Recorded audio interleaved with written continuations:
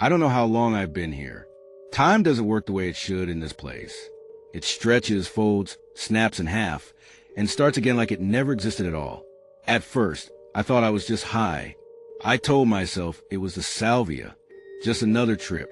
I'd taken it before, thought I knew what to expect. But what happened this time wasn't just intensity. It wasn't color shifts or time loops or textures bending in strange ways. This was something else entirely. I remember sitting on the stoop in my garage. I remember the way the concrete pressed into my spine, the way the cold crept up to the floor and into my skin.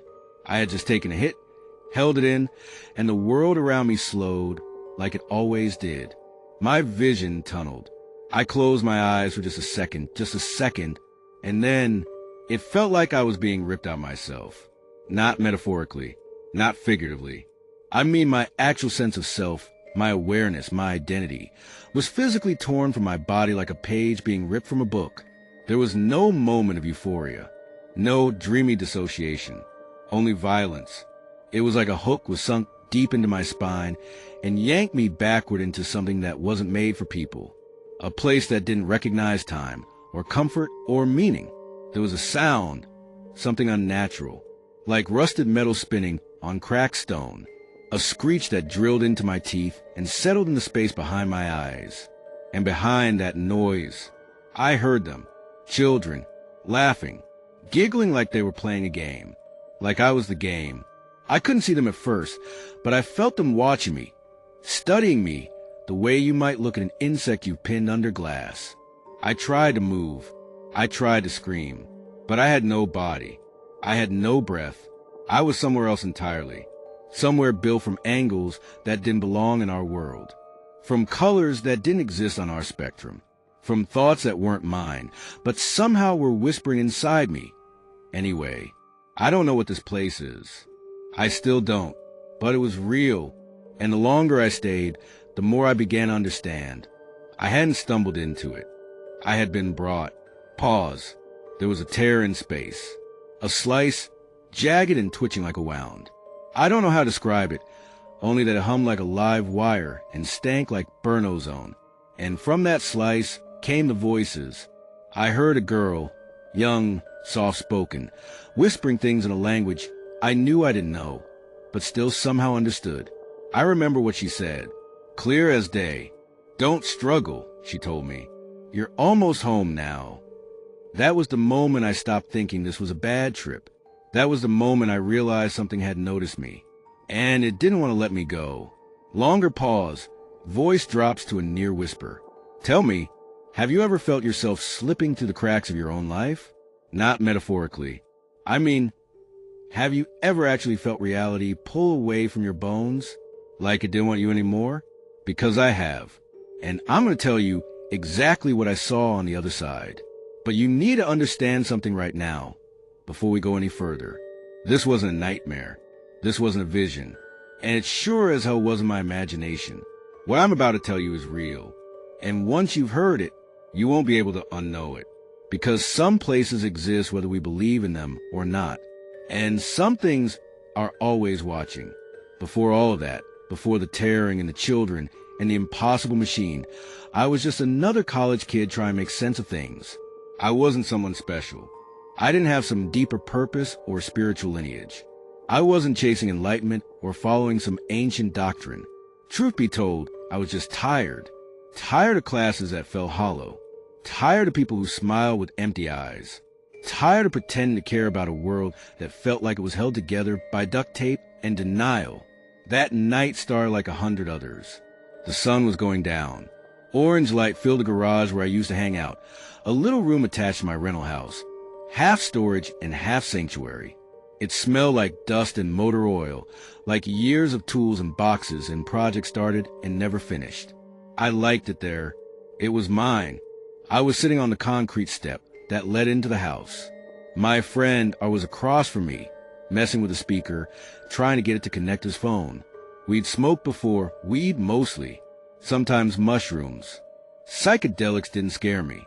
They made the world feel more honest, more alive. But that night, I didn't want to get high. I wanted to understand. Something had been sitting on me for months. a kind of pressure. It wasn't depression. It wasn't exactly anxiety. It was more like this constant low humming just beneath everything, like the world was faking it, like I was faking it. I kept thinking, there's more. There has to be more. And not in some cliche, spiritual way. I didn't want cosmic wisdom or peace or some glorious moment of awakening. I wanted to tear a hole in the wall. I wanted to look. I wanted to know what was behind all this, what was underneath it all. I told her I had ordered Salvia online. Nothing too intense, just some plain leaf and a little bit 5X. He raised an eyebrow but didn't say much. When I pulled out the 20X extract I'd saved, though, he laughed. Not in a mean way, more like he was nervous. He looked me in the eye and said, "That's not like weed, man. Salvia doesn't play. It grabs you." I brushed it off. Of course I did. I thought he was being dramatic. Looking back, maybe he was trying to warn me. It was still early evening when I packed the bowl. The sky outside the garage door was soft and purple, like something out of a painting. The kind of dusk that feels endless. I remember looking at the trees behind the driveway. They were still. Not a single leaf moved. No wind. No birds. Just complete silence. Then, for the briefest second, I saw them shift. Not sway. Not bend. Shift. As if someone had picked up the image of the trees, moved it slightly and set it back down. I blinked. It was gone. I didn't seem to notice. I asked him if he'd ever heard of people seeing strange things on Salvia, like machines or tunnels, or repeating versions of themselves. He shrugged. "I dunno," he said. "Some people say they go to other dimensions. I think it's just brain static." I nodded like I agreed, but inside, I didn't believe that. I'd read the stories online. People talked about being peeled out of themselves, about visiting places that weren't hallucinations. They were elsewheres. Not imaginary, just hidden, and I wanted in. It wasn't recklessness, exactly. It was more like hunger. Art told me to go first. He wasn't planning to smoke it. He said he'd sit and watch, keep me safe. He even joked, "If you start screaming, I'll pull you back." We both laughed. I wonder if he knew how useless those words were, because there's no pulling someone back from where I went. I lit the bowl, inhaled deep, held it. The taste was sharp, acrid, like burning plastic. I held it as long as I could. Then I let it go, and everything started to change. There was a flicker in my eyes, like TV static when an old channel loses signal. And then I heard it, a voice, not ours, not mine, not the kind of voice you hear with your ears. It whispered just one thing, my child, and the world. The garage, the step I was sitting on, the dusk sky, the trees, they didn't fade. They peeled away, like paper pulled off the wall, like wallpaper revealing old scars underneath. I tried to say something, but my mouth didn't work. I was still there, frozen, like a pause video. I looked at the trees again. They were moving now, not swaying, not blowing, working. It looked like they were assembling something, branches reaching, twitching, connecting.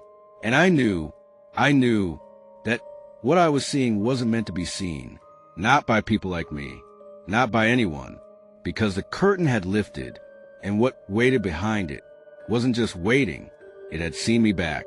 I remember blinking, once, and everything I knew about time, about space, direction, self, broke, not snapped, not shattered, just gave up, like it had been pretending all along. I saw myself, not a metaphor, not some mental projection.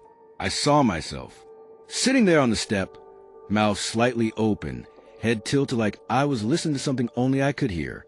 I was looking down at that version of me, from somewhere above, or beside, or behind. I couldn't tell. There were no directions anymore. There was only position, disjointed, flickering. And then I wasn't looking at myself anymore. I was inside something else. A room that wasn't a room. An enclosure of sensation. It spun. A low grinding started up, like ancient wood dragging across stone. Then it shifted into a sort of mechanical groan, metal against metal, slow and relentless. And in front of me, I saw it. The wheel. It wasn't a wheel the way a bicycle tire is a wheel.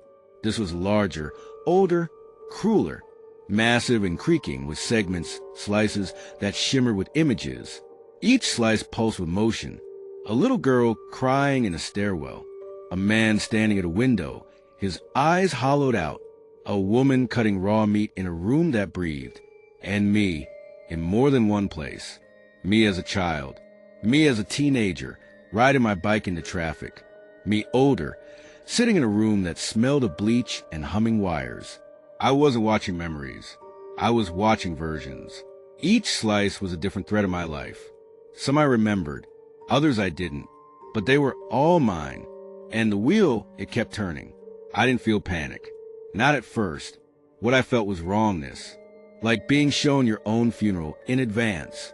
Then I saw my body again, the one in the garage, still there, but now it was further away, like it had slipped behind glass, thin, wavering, unbreakable glass. I pressed myself toward it, or the idea of pressing, because by then I didn't have arms or legs or breath. I wanted back in, back to warmth, to bones, to skin, but I couldn't reach. Something held me out. Then I heard laughter. Children, not joyful, not cruel, just persistent. The way wind keeps pushing against a door in the dead of night. They weren't visible, but they knew me. They called me, each syllable tugging at pieces of who I was, like they were peeling away the glue that held my sense of self together. And then, for a moment, I wasn't me. I was someone else. A girl walking barefoot down a hallway. Her name was Emily. She was humming a song she didn't know. And then, gone. I snapped into a man I'd never met. He was hiding in a closet, clutching a cracked porcelain doll, whispering that he was sorry. Gone again. Each identity lasted seconds, maybe less. And each time I returned to myself, I felt thinner, hollowed, like a book that's had half its pages ripped out. Then temptation. One of the slices on the wheel flickered. A body, strong, confident, untouched by fear, stood in the middle of a room filled with light. It didn't see me, but I saw him, and I felt the question rise. Could I go in? Slip into him? Become him? Take his place? Would it be wrong? Would anyone even notice? Was anyone even real? Was this the hallucination? Or had everything else been a lie? The life I thought I lived, school, friends, boredom, dreams, was that just constructed thread? A slice? Was Earth just one tile on this wheel? I tried to resist. I tried to anchor, to remember the way of my own hands, the way my chest rose when I breathed, the sharp sting of cold air in my lungs. But those memories slipped, one by one, until only fragments were left. The smell of the garage, the way the sun hit the edge of the driveway, R's voice saying, "It grabs you." That sentence repeated itself, over and over. It grabs you. It grabs you. It grabs you. The wheel stopped spinning. Everything fell silent. And I was nowhere, not drifting, not floating, just suspended. A voice, the same one from before, the one that called me my child, whispered again. This time it said, "You are not who you think you are. You never were." And then the children's voices returned. But this time they weren't laughing. They were chanting, low and steady.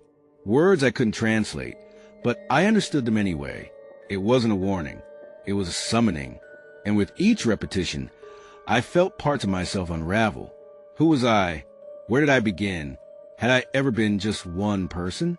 Had I always been caught in this wheel, cycling through slices, forgetting everything until the moment I woke up again and smoked something that pulled the veil for just a few minutes? Is that what Earth is? A kind of sleep state? A trap? I don't know how long I was in that nothing space. Minutes? Centuries? I just know that when the next tier opened, when another reality pulled at the edges, I didn't resist. I couldn't, because I had no sense of where I ended, and it began.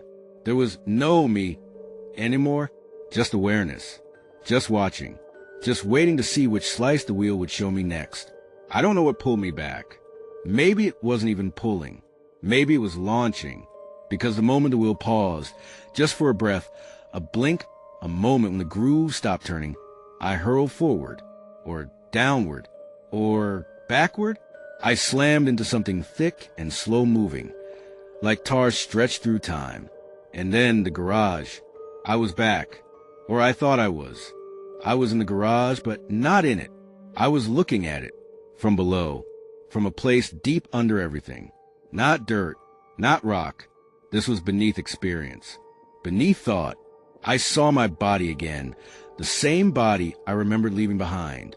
Slouched, mouth ajar, eyes glossed over like they've been open for centuries without blinking.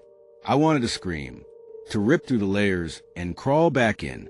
But when I tried, the pain, it wasn't physical. It was identity level.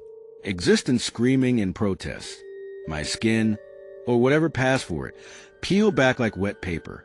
My eyes melted into themselves. I felt threads tear from the center of me outward. And still I kept pushing. Because anything was better than the nothing I was floating in. When I made it through, I wasn't in the garage. Not exactly. I was somewhere adjacent. A place lined with holes. Round, shifting portholes stretching in all directions. Each one revealed a different flicker of my life. Some I remembered. That birthday party when I was 8. The hallway where I kissed Megan for the first time. The time I broke my arm on the playground and pretended it didn't hurt. But others, they didn't belong. I saw myself, older, standing in a clean white uniform under cold blue lights, speaking a language I've never heard. I saw myself with a scar across my face, pulling a child out of a burning house. I saw myself alone in a padded room, talking to no one, scratching circles into the floor. And then I saw not myself. I saw a boy, 12 maybe, lying on the floor of a basement I've never seen, his chest rising and falling, slowly, too slowly. His eyes looked at me, and he said my name, but I've never met him. I reached toward the porthole. It blinked shut, another opened, and there I was again, in a car, screaming at someone in the passenger seat. I didn't recognize the woman, but she was crying. I felt her pain, deep in my ribs. I knew what I'd said hurt her, but I didn't know the words. I didn't remember ever being there. And that's when the laughter came back. The children, the same ones from before. Not angry, not joyful, just present. Voices like broken music boxes echoing through the porthole-laced chamber. Taunting, reciting things I'd done and hadn't done. Words from languages I understood, but couldn't place. They said, "You chose this." Then they said, "You're not supposed to remember." And finally, they said, "You're not him." That cut through everything. It wasn't confusion. It was realization. I wasn't the first, wasn't the original, maybe never had been. I started to piece it together. The feeling I'd always carried, that sense of misplacement, like being one step behind myself. Maybe it wasn't anxiety. Maybe it was memory, buried, locked away, and now surfacing. What if I wasn't born into that body in the garage? What if I arrived in it? What if the first time I smoked, or the second, or the 10th, I didn't just leave myself? What if I never came back? What if I landed somewhere else? In someone else? And if that's true, then who had my body? Who had my life before I arrived? What if this whole time I've been an intruder? The children whispered again. Closer now. No longer voices in the distance. They were at my ear, my skin, inside me. "You were chosen," they said, "but you forgot." One porthole flared, and I saw the wheel, not in motion, staring. It had eyes, thousands of them, and they were all locked on me, watching, waiting. And I knew then, this wasn't about drugs. It wasn't about hallucinations. This was a system, a place, a mechanism built to extract cells and cycle them through. I had been picked up, reassigned, and dropped into a life that wasn't mine. And now, the wheel wanted me to know, and it wasn't finished. I opened my eyes, or I think I did. It was a garage again. Same cracked tile on the floor, same unfinished drywall, same faint smell of gasoline, burnt plastic, dust. But something in the air, No, not the air. Something in me said, don't trust this. Everything had the texture of something pretending to be real, like a memory remembered wrong. Like hearing a voice you've heard 1,000 times, but this time it's off key, off rhythm. I touched the floor. It rippled, only for a second, but I felt it respond to me, like it knew I was there. I stood up, legs shaking. The light bulb above me buzzed, and outside, the trees moved, not with the breeze, not swaying. They turned, they rotated slightly, each one inching in my direction. No leaves rustling, just with bending, twisting, watching. I backed away, and the garage, it sighed. The wall behind me exhaled, a sound like something deflating or breathing through layers of flesh. Then came the voices, not loud, but everywhere, inside walls, inside me. We're watching, they said, calm, flat, unblinking. I ran out of the garage, through the alley, toward the old chain-link fence that lined my neighborhood. The sun was gone, but the sky hadn't gone dark. Instead, it looked unfinished, like someone forgot to paint it all the way. Patches of pure white, blank, unrendered. I turned back. The garage wasn't there. It had folded into itself, edges curling like paper tossed in a fire. And behind it, children, standing, silent, the same ones from the wheel. They smiled, but didn't blink, didn't breathe, didn't move, until I blinked, and they were closer. Again and again, every blink pulled them closer, like a stuttering film reel. And then the worst part, I saw my friends, Alex, Josh, Mari. They were walking down the street, their limbs moving like they'd forgotten how to use them, jerky, too fast, too slow, like dolls on invisible strings. I shouted their names. They turned, but their eyes were black, not just pupils. Everything, black marbles sunk into their skulls. They smiled too, but it didn't mean anything, like a photo of a smile. I backed away, and the world reset. Snap, I was back in the garage. Same position, same pose, like nothing had changed, except now I was holding the salvia again. My hands moved on their own. Pack, light, inhale. I didn't want to. I tried to stop, but my body wasn't mine. And then, back into it. The crack, the shift, like the floor opened under me, and I fell through pages of myself. Each version of me screaming, each one aware, each one alive. I tumbled through them like an insect sliding down layers of glass. And finally I landed, not standing, not even crawling. I was stuck in a wall, half in, half out, frozen. I saw my old bedroom, the one from childhood. But I wasn't there. He was the other me, the one I left behind. He was sitting on the bed, crying, muttering something over and over. You left me. You left me. You left me. He turned, his face, not mine anymore, aged, warped. The eyes were the same, though empty, familiar.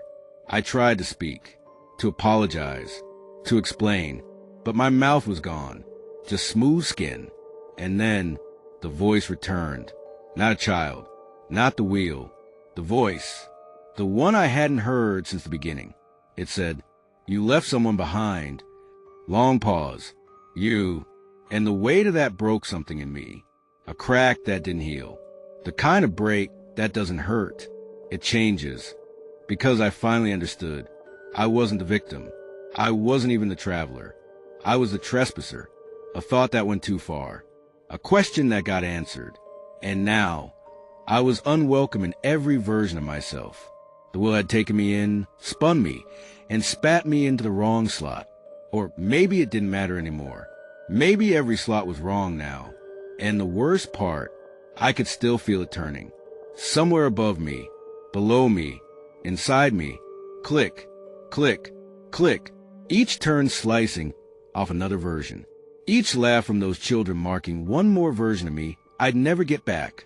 And still I'm here. Or someone is. And every second I stay, I hear more voices joining the chorus. Some of them sound like me. Some of them sound like you. I don't know how long I've been like this. Days pass, or at least I think they do. The sun rises, the sun sets. I eat, I sleep, I pretend. I go to class, I answer messages. On the surface, it all looks fine, but something isn't right. It's not the world that changed. It's me. Or maybe it's not even me. I catch myself staring too long in mirrors. Not out of vanity, out of suspicion. I watch the way my mouth moves when I speak. It's never quite in sync with the words in my head. I see videos of myself from before, and it doesn't line up. The way I laugh, the way I blink. It's close. Close enough that no one else notices. But I notice, because this body doesn't fit right. It's like wearing someone else's skin. Same size, wrong soul. And there's a pressure behind my eyes. Not pain, just weight, a tugging. Like something else wants to see through them. That's when it hit me. I didn't escape. I slid into a nearby version.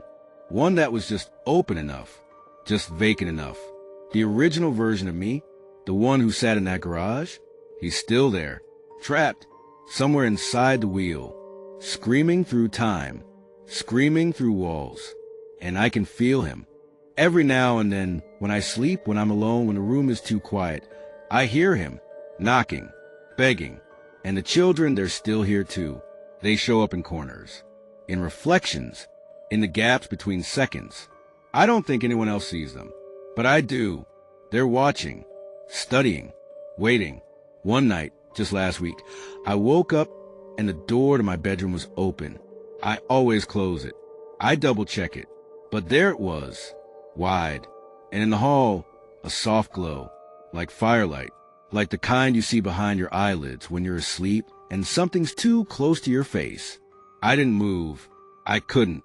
And then came the sound. The wheel. That old, groaning turn. That grind of something impossibly large turning just beneath the crust of existence. Then, the arms. Tiny, gray, wrinkled like paper soaked too long. They reached out through a tear in the hallway, just hanging there, like they were fishing. I didn't scream. I didn't move. I just watched them searching. And then the voice returned. Not from the hall. Inside me. "You're getting comfortable, aren't you?" it whispered. "That's good. We'll be back soon." Then silence. Then the tear closed. But the damage, it never healed.